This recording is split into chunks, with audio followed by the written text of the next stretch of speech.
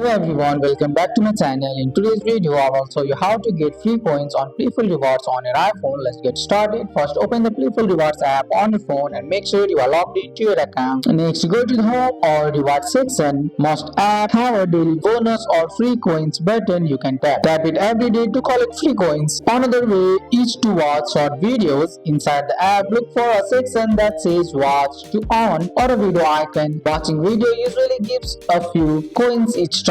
You can also complete small tasks or challenges. Check the app for special events or promotions. Sometimes Playful Rewards give coins for logging in multiple days in a row or completing a limited time challenge. Remember, coins usually add faster if you do all three methods: daily bonus, watch videos, and complete tasks. Keep an eye on your coin balance so you know how close you are to your next reward. And that's it. Now you know how to get free coins on Playful Rewards using an iPhone. That's all for today's video, guys. I hope you guys like this video. If you found this video helpful, drop a like, subscribe for more videos. Thanks for watching. See you in the next one.